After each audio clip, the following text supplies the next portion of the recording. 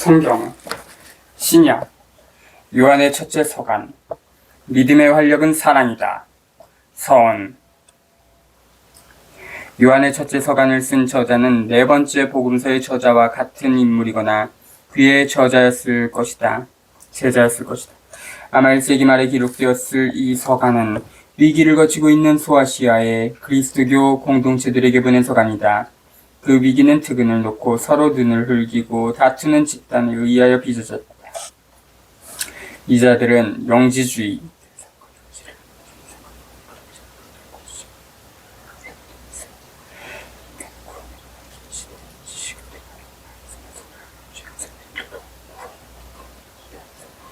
교사를 내세우면서 인간이 개인적인 특별한 종교, 지식의 힘으로 구원을 받는다고 주장했다.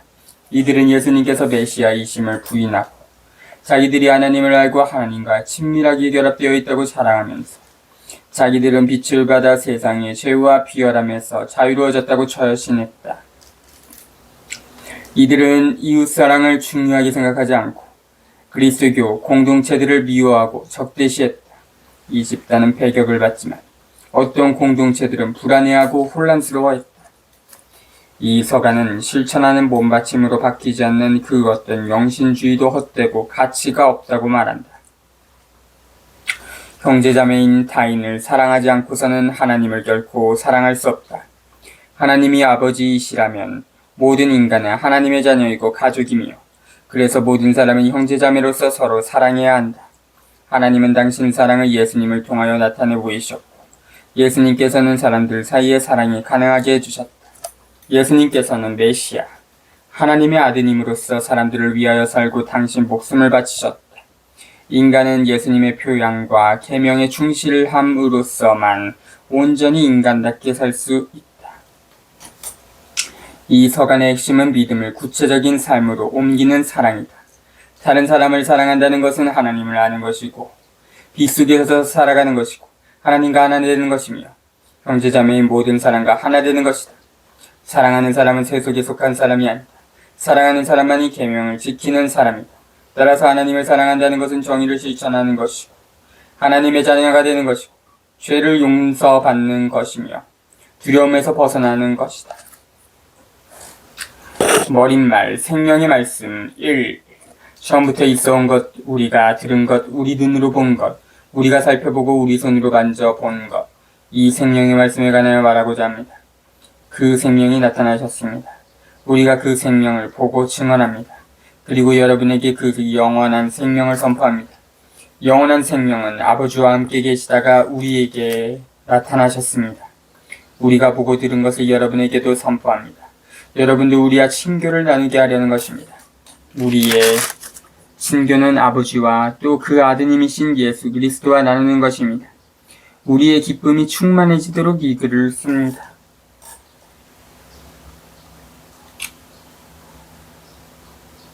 1장 1절부터 4절.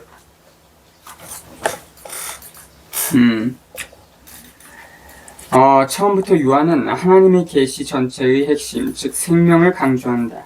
이 생명은 아버지로부터 아드님에게, 아드님으로부터 당신 증인들에게, 증인들로부터 신자들에게 전달되며 참여와 친교와 기쁨으로 넓어진다. 따라서 계시는 추상적인 관념이 아니다. 계시는 하나님께서 역사 속에 나타나심이고 예수 그리스도 안에 있는 구체적인 생명을 나누어 주십니다. 그리고 참된 교회는 생명을 지향하는 공동체다. 그래서 교회는 기쁨을 낳고 아버지와 아들 사이의 긴밀한 일치를 증명한다. 그리스도의 적들은 예수님께서 사람이 된 하나님의 아드님이심을 부인했다. 그러나 사람들은 예수님께서 하시는 말씀을 귀로 듣고 그분은 눈으로 보고 손으로 만져볼 수 있었다. 예수님께서는 신기루나 환상이 아니라 구체적인 인간이셨다. 우리와 똑같은 인간이 되신 하나님의 아드님이 우리를 살리고 우리에게 생명을 주신다.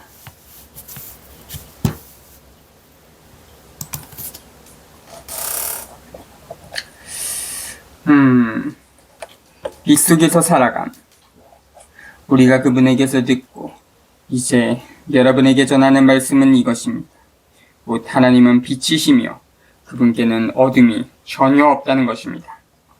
만일 우리가 하나님과 친교를 나눈다고 말하면서 어둠 속에서 살아간다면 우리는 거짓말을 하는 것이고 진리를 실천하지 않는 것입니다. 그러나 그분께서 빛 속에 계신 것처럼 우리도 빛 속에서 살아가며 우리는 서로 친교를 나누게 되고 그분의 아드님이신 예수님의 피가 우리를 모든 죄에서 깨끗하게 해줍니다. 5절부터 7절 하나님의 빛은 인간을 위하시는 당신 사랑이시다. 교회는 계시된 하나님의 실제, 인간을 위하시는 당신 사랑 자체로서 생활 속에서 친교를 나누는 형제를 통하여 표현된다. 어둠 속에 있다는 말은 하나님과 멀리 떨어져 있다는 뜻이다. 이 말은 실천적으로는 형제자매인 다른 사람을 모른 체하고 미워하고 괴롭히고 있다는 뜻이다. 중죄는 신자와 교회가 하나님과 친교를 나눈다고 자부하면서도 자기 지체들과 집단들 사이의 친교를 낳지 않고 다른 사람들을 나몰라라 하는 경우를 가리킨다. 여기에서는 아버지와 아들이 서로 친교를 나누신다는 주제를 다시 취한다. 요한복음서의 전형적인 주제인 빛과 어둠이 서로 반대된다는 주제를 덧붙인다. 빛은 생명과 같은 말이다. 그리고 어둠은 생명이 반대하는 온갖 실제를 가리킨다. 이 서가는 하나님께서 빛이시고 하나님 안에는 어둠이 존재하지 않는다고 주장한다. 다시 말해서 하나님께서는 생명이시라는 뜻이다. 그리스도의 적들도 하나님과 친교를 맺고 있다고 주장하지만 그들의 행동과 실천이 그 주장이 거짓임을 입증하고 있다. 진실과 진리를 따르지 않고 행동으로 보여주지 않는 자들은 거짓말쟁이들이다. 실제로 그들은 생명이신 예수님의 계획을 따르지 않고 있다. 빛 가운데 걸어가고 살아간다는 것은 두 가지 의미를 지니고 있다. 한 가지 의미, 예수님 및 하나님과 하나가 되어 있다는 것이고 다른 한 가지 의미는 공동체와 하나가 되어 있다는 것이다.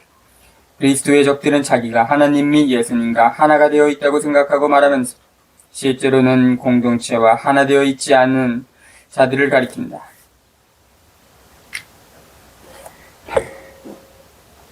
만일 우리가 죄 없다고 말한다면 우리는 자신을 속이는 것이고 우리 안에 진리가 없는 것입니다. 우리가 우리 죄를 고백하면 그분은 성실하시고 의로우신 분이시므로 우리의 죄를 용서하시고 우리를 모든 불의에서 깨끗하게 해주십니다. 만일 우리가 죄를 짓지 않았다고 말한다면 우리는 그분을 거짓말쟁이로 만드는 것이고 우리 안에 그분의 말씀이 없는 것입니다. 2. 나의 자녀 여러분, 내가 여러분에게 이 글을 쓰는 까닭은 여러분이 죄를 짓지 않게 하려는 것입니다. 그러나 누가 죄를 짓더라도 하나님 앞에서 우리를 변호해 주시는 분이 계십니다. 곧 의로우신 예수 그리스도이십니다. 그분은 우리 죄를 위한 속죄 제물이십니다. 우리 죄만이 아니라 온 세상의 죄를 위한 속죄 제물이십니다. 1장 8절부터 2절 스스로 죄스러움을 인정하지 않는 교회는 바리사이주의에 빠져 있다. 그런 교회는 결국 하나님을 거짓말쟁이로 만들고 자기와 공범자로 만든다. 사실 계시는 하나님께서 죄를 용서하심을 보여준다. 한 걸음 더 나아가서 예수 그리스도께서는 인간이 불의에서 자유롭게 되고 참된 생명을 누리면서 살도록 하기 위하여 당신은 생명을 바치셨다. 그리스도인과 교회는 자기 잘못과 죄를 고백할 때에만 살아계신 하나님께서 죄 없으심과 올바르심을 세상에 분명히 드러낼 수가 있다. 그리스도의 적들은 자기네가 하나님과 온전히 친교를 누린다고 주장하면서 자기들은 죄가 없다고 말한다. 사실 요한 복음서에서 죄란 어두운 세계와 손잡고 있는 상태를 가리킨다. 사람들을 죽이는 불의와 손잡고 있는 상태를 가리킨다. 그런 뜻에서 우리네 인간은 누구든 죄를 벗어나 있지 못하다. 그래서 요한의 서가는 스스로 죄가 없다고 여기는 것은 거짓말이라고 주장한다. 솔직하게 자기 죄를 고백하면 하나님께 용서를 받을 수 있다.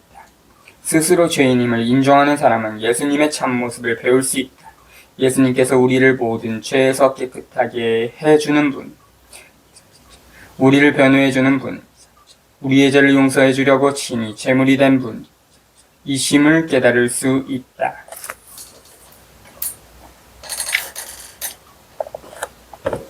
사랑의 계명 준수. 우리가 하나님의 계명을 지키면 그것으로 우리가 그분을 알고 있음을 알게 됩니다. 나는 그분을 안다 하면서 그분의 계명을 지키지 않는 자는 거짓말쟁이이고 그에게는 진리가 없습니다. 그러나 누구든지 그분의 말씀을 지키면 그 사람 안에서는 참으로 하나님 사랑이 완성됩니다. 그것으로 우리가 그분 안에 있음을 알게 됩니다. 그분 안에 머무른다고 말하는 사람은 자기도 그리스도께서 살아가신 것처럼 그렇게 살아가야 합니다. 사랑하는 여러분, 내가 여러분에게 써보내는 것은 새 계명이 아니라 여러분이 처음부터 지녀온 옛 계명입니다. 이 옛 계명은 여러분이 들은 그 말씀입니다. 그러면서도 내가 여러분에게 써보내는 것은 새 계명입니다. 그것은 그리스도께도 또 여러분에게도 참된 사실입니다. 어둠이 지나가고 이미 참빛이 비치고 있기 때문입니다. 빛 속에 있다고 말하면서 자기 형제를 미워하는 사람은 아직도 어둠 속에 있는 자입니다. 자기 형제를 사랑하는 사람은 빛 속에 머무르고 그에게는 걸림돌이 없습니다. 그러나 자기 형제를 미워하는 자는 어둠 속에 있습니다. 그는 어둠 속에서 살아가면서 자기가 어디로 가는지 모릅니다. 어둠이 그의 눈을 멀게 하였기 때문입니다.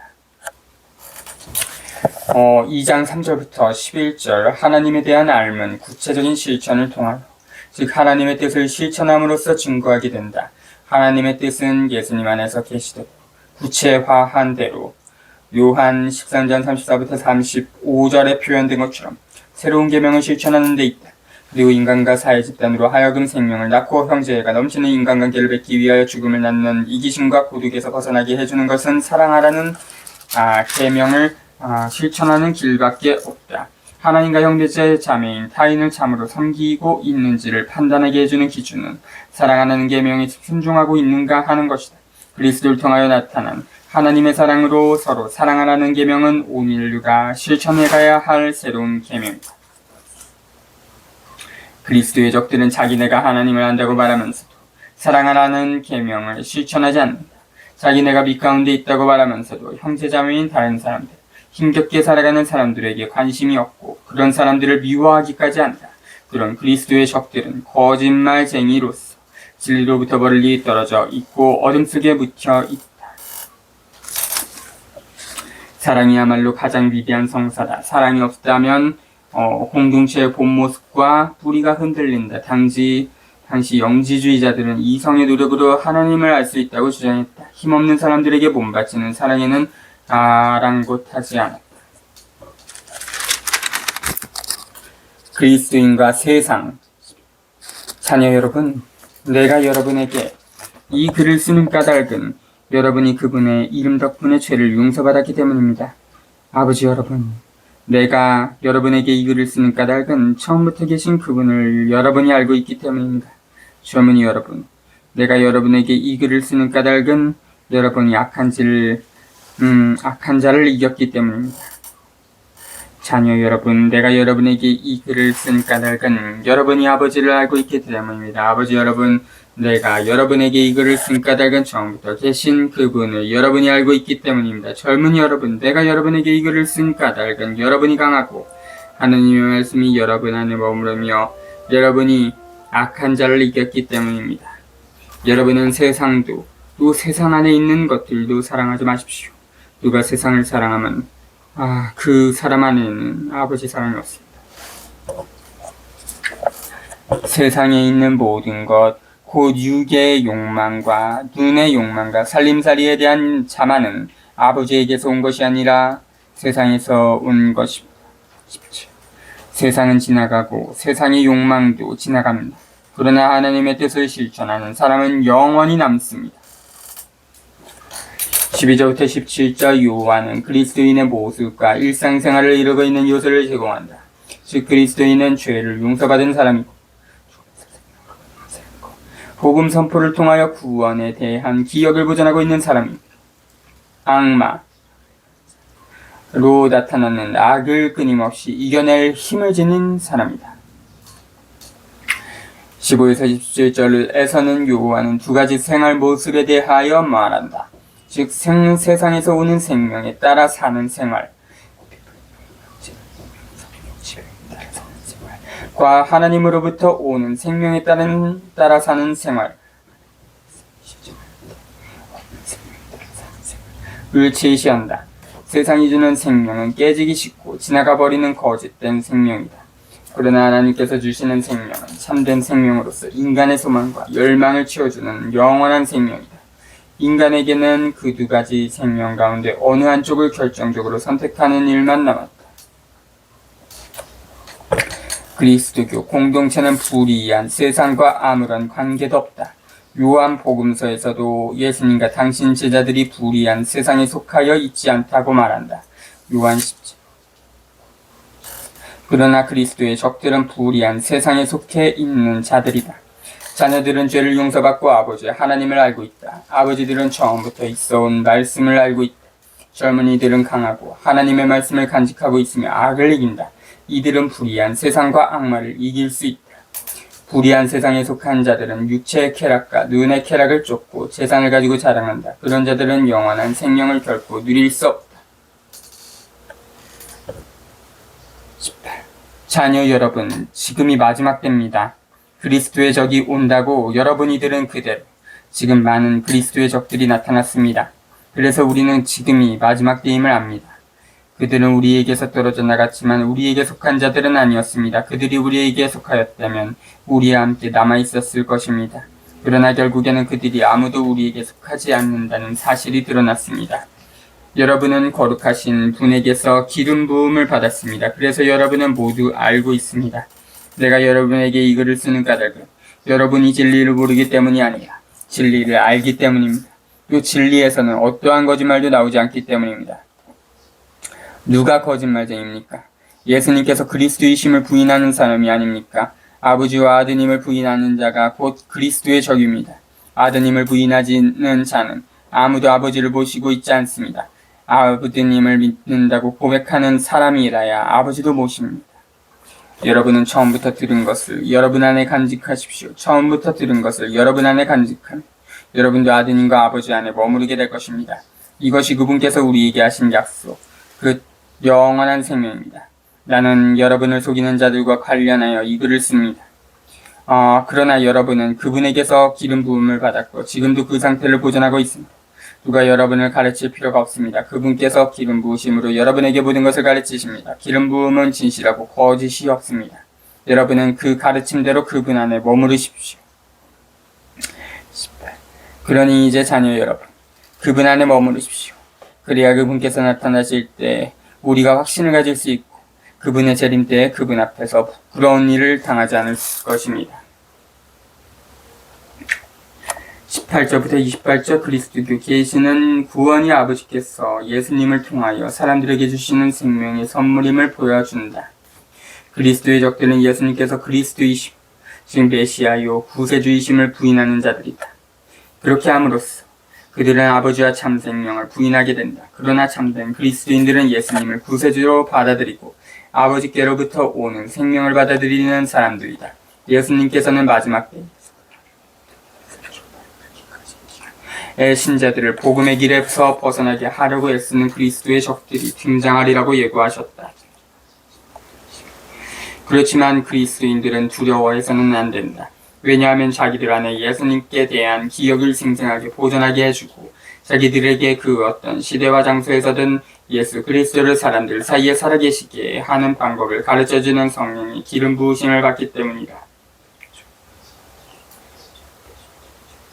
따라서 그리스도교 공동체는 특은을 받은 공동체다. 왜냐하면 이 공동체의 지체들은 예수님에 관하여 모든 것을 가르쳐주시는 성령을 받기 때문이다. 그래서 그리스도교 공동체의 구성원들은 밖에 있는 다른 중개자들에게 매일 필요가 없다. 그리스도의 적들은 그리스도교 공동체를 떠나고 그 공동체와 함께 하지 않는다. 그런 그리스도의 적들이 나타나는 것은 마지막 때가 다가왔다는 표시이다. 그리스도의 적들은 거짓말쟁이이다. 예수님께서 메시아이심을 부인하기 때문이다. 예수님께서 사람이 된 하나님의 아드님이심을 부인하기 때문이다. 그렇게 함으로써 하나님 아버지까지 부인하기 때문이다. 그런 자들은 스스로 성령으로부터 영감을 받았노라고 자랑하면서 신자들을 그릇된 길로 이끈다. 그렇지만 예수님을 부인하는 자들 속에는 성령께서 계시지 않는다. 결국 그들은 거짓말을 하고 있는 것이다. 그리스도인들은 지혜롭게 그리스도의 적들을 가려낼 줄 알아야 한다. 2장 29부터 3장 2절 요한은 하나님께서는 올바르시다라는 새로운 주제를 다루기 시작한다. 예수 그리스도께서는 하나님을 온전하게 드러내 보이셨다. 왜냐하면 당신 생애를 통하여 하나님의 정의가 어떤 것인가를 구체적으로 보여주셨기 때문이다. 이와 마찬가지로 사랑과 정의를 실천하고 실현하는 사람, 자기도 예수님을 닮아 올바르신 하나님의 자녀임을 보여준다. 그런데 하나님의 자녀가 되기 위해서는 세례를 받는 것만으로는 충분하지 못하다. 정의를 실천할 필요가 있다. 그렇지만 정의를 실현하는 일은 성장 과정에 있습니다. 예수 그리스도의 영광을 온전히 마음으로 바라볼 수 있을 때 완전하게 실현될 것이다. 세상은 올바른 하나님을 인정하지 않는다. 왜냐하면 세상의 생명을 다스리는 원리가 불이기 때문이다. 그래서 세상은 올바르신 하나님과 정의를 실천으로 증명해 보이는 당신 자녀들을 위험한 적으로 생각한다. 예수님의 정의는 우리가 서로 사랑하는 데 있다. 남김없이 자기 자신을 서로에게 바치는 데 있다. 하나님의 자녀가 된다는 것은 예수님을 닮는 것을 뜻한다. 예수님처럼 자기 자신과 자기 목숨을 무사람들에게 바치는 것을 뜻한다. 그러자면 불의와 손을 끊고 힘없는 사람들을 사랑하고 옳은 것과 그런 것을 가려낼 줄 알아야 한다.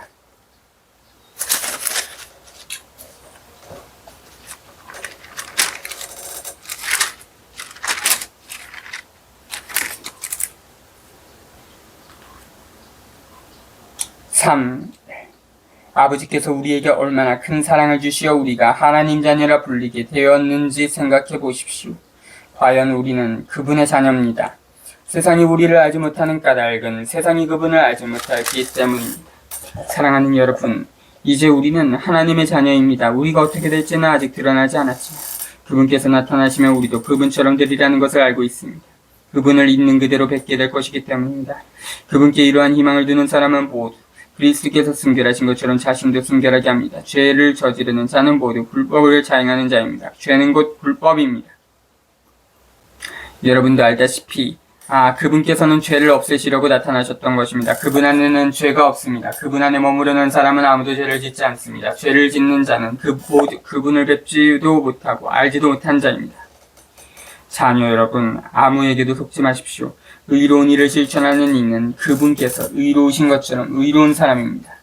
죄를 저지르는 자는 악마에게 속한 사람입니다. 악마는 처음부터 죄를 지었기 때문입니다. 그래서 악마가 한 일을 없애 버리시려고 하나님의 아드님께서 나타나셨던 것입니다. 하나님에게서 태어난 사람은 아무도 죄를 저지르지 않습니다.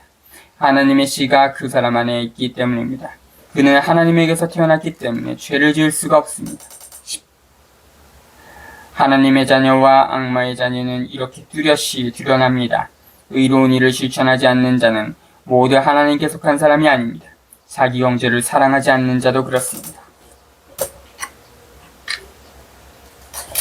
3장 2절부터 10절 형제자매인 모든 인간을 사랑하는 것이 정의를 실천하는 일이라. 사랑하는 생활은 예수 그리스도 안에서 계시던 하나님의 정의를, 인간을 위하시는 당신 사랑을 알고 있는 사람이 은총 안에서 살아가는 생활이다. 형제자매인 타인을 사랑하지 않는 사람은 불의를 실천하는 자다. 즉 형제자매인 타인을 미워하는 자는 악마의 편에 서 있는 자이며 죄악 속에서 살아가는 자이다. 그렇지만 이 미움은 마음속 느낌에 그치는 것이 아니다. 미움은 생각과 활동 전체를 다스리는 생활 원리로서 선입견과 인간차별과 억압과 착시를 통하여 나타난다. 이제 예수님과 더불어 정의의 시대가 시작되었다. 인간이 타인과 더불어 진심으로 형제자매로서 친교와 관계를 맺고 서로 사랑하고 나누고 섬기는 시대가 열렸다.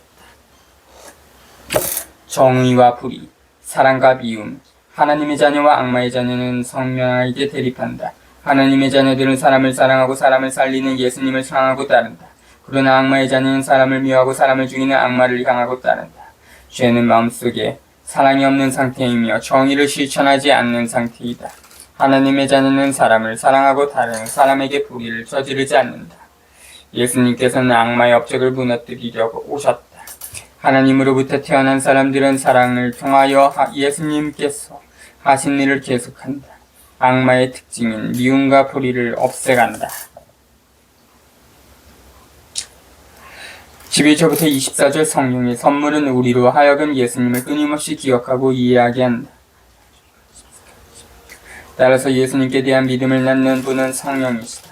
그 믿음은 새로운 생명을 낳는 생활과 몸바칩니다.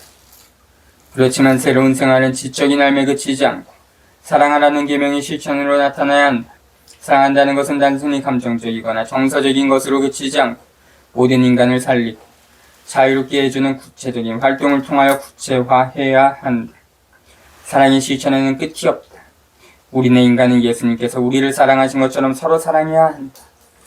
예수님께서 우리 인간을 위하여 당신 목숨을 바치기까지 하신 것처럼 우리도 형제자매인 모든 인간을 위하여 우리 인생과 목숨을 바쳐야 한다.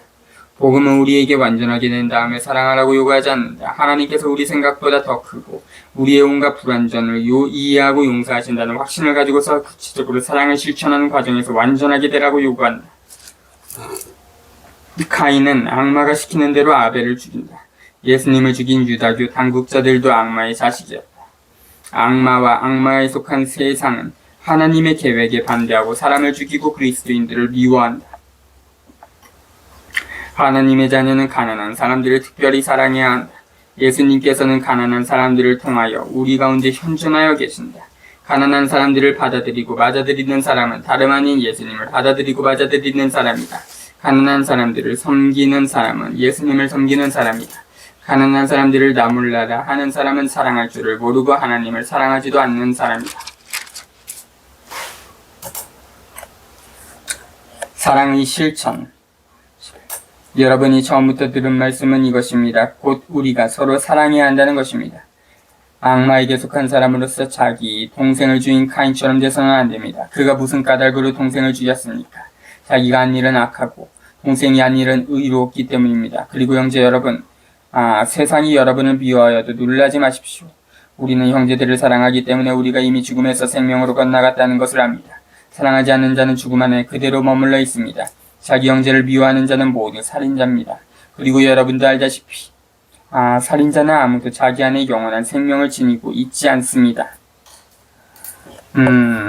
그분께서는 우리를 위하여 당신 목숨을 내놓으신 그 사실로 우리는 사랑을 알게 되었습니다. 그러므로 우리도 형제들을 위하여 목숨을 내놓아야 합니다.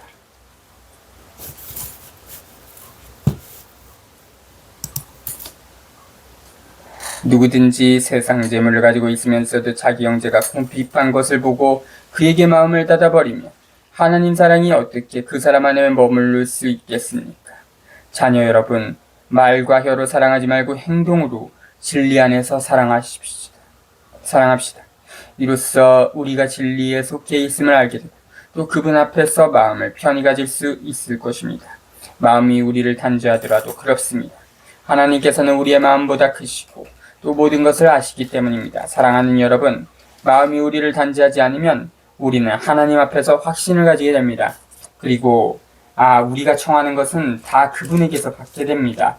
우리가 그분의 계명을 지키고 그분 마음에 드는 것을 하기 때문입니다. 그분의 계명은 이렇습니다. 그분께서 우리에게 명령하신 대로 그분의 아드님이신 예수 그리스도의 이름을 믿고 서로 사랑하는 것입니다. 그분의 계명을 지키는 사람은 그분 안에 머무르고 그분께서도 그 사람 안에 머무르십니다.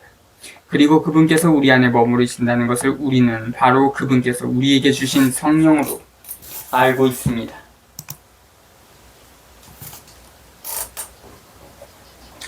영의 식별 4. 사랑하는 여러분, 아무 영이나 다 믿지 말고 그 영이 하나님께 속한 것인지 시험해 보십시오. 거짓 예언자들이 세상으로 많이 나갔기 때문입니다.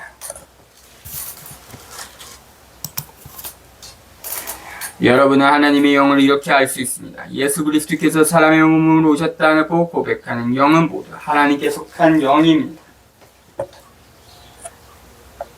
그러나 예수님을 믿는다고 고백하지 않는 영은 모두 하나님께 속하지 않는 영입니다. 그것은 그리스도의 적의 영입니다. 그 영이 오리라고 여러분이 전에 들은 이제 이미 세상에 와 있습니다. 자녀 여러분, 여러분은 하나님께 속한 사람으로서 거짓 예언자들을 이미 이겼습니다. 여러분 안에 계시는 그분께서 세상에 있는 그자보다 더 위대하시기 때문입니다. 그들은 이 세상에 속한 자들입니다. 그런 까닭에 그들은 세상에 속한 것을 말하고 세상은 그들의 말을 듣습니다. 우리는 하나님께 속한 사람입니다. 하나님을 아는 사람은 우리의 말을 듣고 하나님께 속하지 않는 사람은 우리의 말을 듣지 않습니다.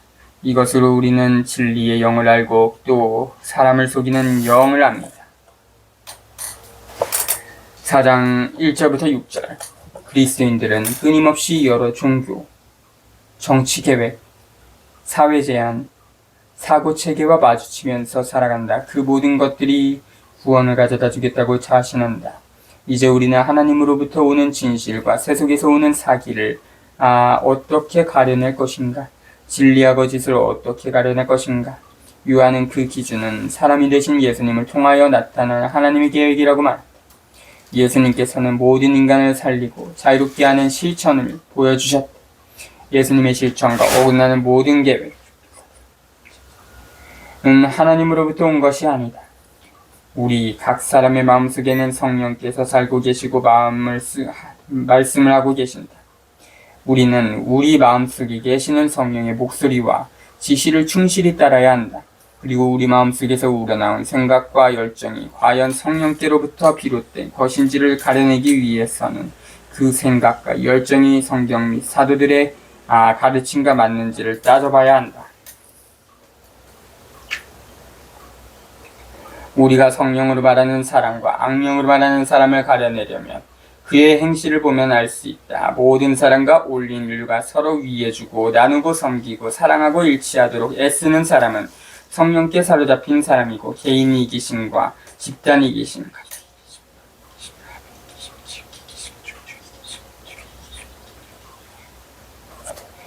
의로 한사코 불신과 분열과 중후를 부추기고 폭력과 전쟁을 일삼는 사람은 악령에 사로잡힌 사람이다.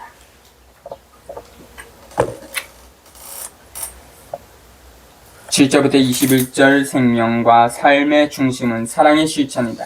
이 사랑은 우리가 하나님, 당신 아드님, 성령을 알고 그분들과 하나 되어 있음을 구체적으로 볼 수 있게 증거한다. 사실상 하나님 아버지께서는 세상에 파견하신 당신 아드님의 주고바치고 섬기는 행위와 사랑을 통하여 당신을 인간에게 알려주셨다. 아드님은 당신 자신을 우리에게 남김없이 주고 우리를 끝까지 사랑함으로써 인간으로 하여금 당신이 누구신지를 알게 하셨다.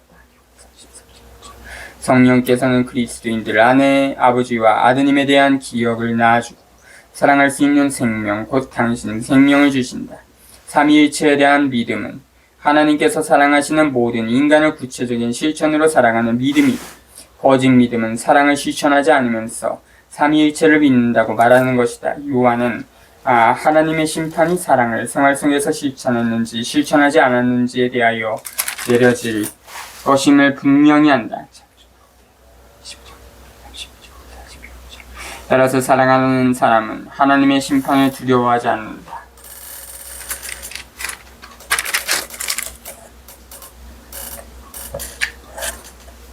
사랑과 믿음. 사랑하는 여러분, 서로 사랑합시다. 사랑은 하나님에게서 오는 것이기 때문입니다. 사랑하는 이는 모두 하나님에게서 태어났으며 하나님을 압니다. 사랑하지 않는 사람은 하나님을 알지 못합니다. 하나님은 사랑이시기 때문입니다. 하나님의 사랑은 우리에게 이렇게 나타나셨습니다. 곧 하나님께서 당신의 외아드님을 세상에 보내시어 우리가 그분을 통하여 살게 해주셨습니다. 그 사랑은 이렇습니다. 우리가 하나님을 사랑한 것이 아니라 그분께서 우리를 사랑하시어 당신의 아드님을 우리 죄를 위한 속죄 제물로 보내주신 것입니다. 사랑하는 여러분, 하나님께서 우리를 이렇게 사랑하셨으니 우리도 서로 사랑해야 합니다. 지금까지 하나님을 본 사람은 없습니다. 그러나 우리가 서로 사랑하면 하나님께서 우리 안에 머무르시고 그분 사랑이 우리에게서 완성됩니다. 하나님께서는 우리에게 당신의 영을 나누어 주셨습니다. 우리는 이 사실로 우리가 그분 안에 머무르고 그분께서 우리 안에 머무르신다는 것을 압니다. 그리고 우리는 하나님께서 아드님을 세상의 구원자로 보내신 것을 보았고 또 증언합니다. 누구든지 예수님께서 하나님의 아드님이심을 고백하면 하나님께서 그 사람 안에 머무르시고 그 사람도 하나님 안에 머무릅니다. 하나님께서 우리에게 베푸시는 사랑을 우리는 알게 되었고 또 믿게 되었습니다. 하나님은 사랑이십니다. 사랑 안에 머무르는 사람은 하나님 안에 머무르고 하나님께서도 그 사람 안에 머무르십니다. 사랑이 우리에게서 완성되었다는 것은 우리도 이 세상에서 그분처럼 살고 있기에 우리가 심판날에 확신을 가질 수 있다는 사실에서 드러납니다. 사랑에는 두려움이 없습니다. 완전한 사랑은 두려움을 쫓아냅니다. 두려움은 벌과 관련되기 때문입니다. 두려워하는 이는 아직 자기의 사랑을 완성하지 못한 사람입니다. 우리가 사랑하는 것은 그분께서 먼저 우리를 사랑하셨기 때문입니다. 누가 나는 하나님을 사랑한다 하면서 자기 형제를 미워하면 그는 거짓말쟁입니다. 눈에 보이는 자기 형제를 사랑하지 않는 사람이 보이지 않는 하나님을 사랑할 수는 없습니다. 우리가 그분에게서 받은 계명은 이것입니다. 하나님을 사랑하는 사람은 자기 형제도 사랑해야 한다는 것입니다. 사랑의 뿌리인 믿음. 5. 예수님께서 그리스도이심을 믿는 사람은 모두 하나님에게서 태어났습니다. 아버지를 사랑하는 사람은 모두 그 자녀도 사랑합니다. 우리가 하나님을 사랑하고 그분의 계명을 실천하면 그로써 우리가 하나님의 자녀들을 사랑한다는 것을 알게 됩니다. 하나님을 사랑하는 것은 바로 그분의 계명을 지키는 것입니다. 그리고 그분의 계명은 힘겹지 않습니다. 하나님에게서 태어난 사람은 모두 세상을 이기기 때문입니다. 세상을 이긴 그 승리는 바로 우리 믿음의 승리입니다. 세상을 이기는 사람은 누굽니까? 예수님께서 하나님의 아드님이심을 믿는 사람이 아닙니까? 그분께서 바로 물과 피를 통하여 세상에 오신 예수 그리스도십니다. 물만이 아니라 물과 피로써 오신 것입니다. 이것을 증언하시는 분은 성령이십니다. 성령은 곧 진리이십니다. 그래서 증언하는 것이 셋입니다. 성령과 물과 피인데 이 셋은 하나로 모아집니다. 우리가 사람들의 증언을 받아들인다면 하나님의 증언은 더욱 중대하지 않습니까? 그것이 하나님의 증언이기 때문입니다. 바로 하나님께서 당신의 아드님에 관하여 친히 증언해 주셨습니다. 하나님의 아드님을 믿는 사람은 이 증언을 자신 안에 간직하고 있습니다. 하나님을 믿지 않는 자는 하나님을 거짓말쟁이로 만들어버렸습니다. 하나님께서 당신의 아드님에 관하여 하신 증언을 믿지 않았기 때문입니다. 그 증언은 이렇습니다. 하나님께서 우리에게서 영원한 생명을 주셨고 그 생명이 당신의 아드님에게 있다는 것입니다. 아드님을 모시고 있는 사람은 그 생명을 지니고 있고 하나님의 아드님을 모시고 있지 않는 사람은 그 생명을 지니고 있지 않습니다. 5장 1절부터 12절 우리는 모두 충만한 생명, 온전한 삶을 추구한다. 그 충만한 생명을 어디서 만날 수 있는가? 성경은 이에 대한 답변을 준다. 하나님께서는 충만한 생명 자체이시다. 하나님께서는 우리 인간을 위하는 사랑을 당신 사랑에 겨워 사람이 되신 당신 아드님을 통하여 당신 자신의 생명을 주신다. 인간은 믿음을 통하여 그 하나님의 생명에 다가갈 수 있다. 그리고 우리는 믿음을 통하여 하나님께서 예수님 안에 실현하고 주시는 선물을 받을 수 있다. 땅 위에서 이미 영원한 생명을 체험하게 해주는 것이 바로 믿음이다. 그렇다면 믿음이란 무엇인가? 믿음은 예수님께서 세례를 받으면서부터 당신 죽음에 이르기까지 보여주신 증거를 생활 실천으로 이어받으려는 몸바침이다. 그리고 이렇게 몸바치도록 깨우침을 주는 분은 성령이시다. 성령께서는 우리에게 온갖 이기심과 거짓과 죽음을 흩으신 예수님의 증거를 기억하게 하고 깨닫게 하고 생활로 실천하게 해주신다. 하나님께서는 사랑이시다. 하느님으로부터 나오는 사랑, 인간관계 속에서 표현되는 그 사랑은 생명을 낳는 힘을 지니고 있다. 그 사랑은 믿음을 심어주고 믿음은 그 사랑을 증거하게 한다.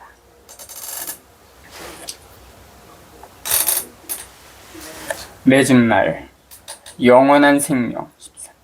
내가 여러분에게 곧 하나님의 아드님의 이름을 믿는 이들에게 이 글을 쓰는 까닭은 여러분이 영원한 생명을 지니고 있음을 알게 하려는 것입니다. 우리가 그분에 대하여 가지는 확신은 이것입니다. 우리가 무엇이든지 그분의 뜻에 따라 청하면 그분께서 우리의 청을 들어주신다는 것입니다. 우리가 무엇을 청하든지 그분께서 들어주신다는 것을 알며 우리가 그분께 청한 것을 받는다는 것도 압니다. 누구든지 자기 형제가 죄를 짓는 것을 볼 때 그것이 죽을 죄가 아니면 그것을 위해 청하십시오. 하나님께서 그에게 생명을 주실 것입니다. 이는 죽을 죄가 아닌 죄를 짓는 이들에게 해당됩니다. 죽을 죄가 있는데 그러한 죄 때문에 강구하라고 말하는 것은 아닙니다. 모든 불의는 죄입니다. 그러나 죽을 죄가 아닌 것도 있습니다. 13부터 17절 우리가 때때로 기도를 해도 왜 하나님께서는 들어주시 않으시는가? 기도는 우리가 이기적인 변덕을 채우기 위한 수단이 아니라고 요한은 말한다. 기도는 우리 자신을 하나님의 계획에 맞추는 것이며 모든 인간을 살리고 자유스럽게 하시려는 사랑에 찬 당신 뜻이 이루어지기를 기원하는 것이다. 따라서 우리 자신과 형제자매인 모든 인간을 위하여 청해야 할 기본적인 것은 늘 아버지의 나라가 오소서가 되어야 한다. 그리스도인들은 청원 기도를 바친다. 왜냐하면 늘 약점을 지니고 있기 때문이다. 죽을 죄는 하나님께서 예수 그리스도를 통하여 실현하신 계획을 받아들이지 않고 물리치는 죄다. 이 하나님의 계획을 벗어나는 인간은 죽을 길을 달린다. 하나님께서는 우리가 당신 계획과 맞는 것을 정하면 무엇이든지 다 들어주신다. 따라서 구체적인 상황에서 우리 뜻을 굽히고 하나님 아버지의 뜻을 조심스럽게 살피는 일이 중요하다.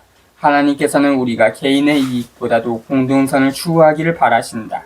형제자매인 다른 사람을 사랑하는 것은 정의이고 다른 사람을 미워하는 것은 불의이다.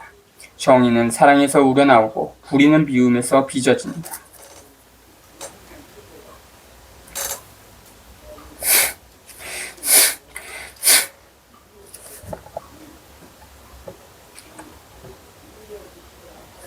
(18절부터 21절) 이 서간을 다시 한번 간추린 다음 요한은 그리스도인들에게 우상들을 조심하라고 다이른다. 요한이 보기에 우상은 온갖 형태로 인간을 노예로 만들고 죽이며 스스로 절대적이라고 말하면서 하나님께서 예수 그리스도 안에서 실현하신 생명과 자유의 계획을 자기가 대신할 수 있다고 자부하는 인간, 사물, 질서, 계획이다.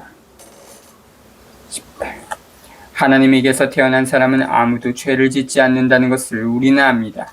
하나님에게서 태어나신 분께서 그를 지켜주시어 악마가 그에게 손을 대지 못합니다. 우리는 하나님께 속한 사람들이고 온 세상은 악마의 지배 아래 놓여 있다는 것을 압니다. 또한 하나님의 아드님께서 오시어 우리에게 참되신 복을 알도록 이해력을 주신 것도 압니다. 우리는 참되신 분 안에 있고 그분의 아드님이신 예수 그리스도 안에 있습니다. 이분께서 참 하나님이시며 영원한 생명이십니다. 자녀 여러분, 우상을 조심하십시오. 자주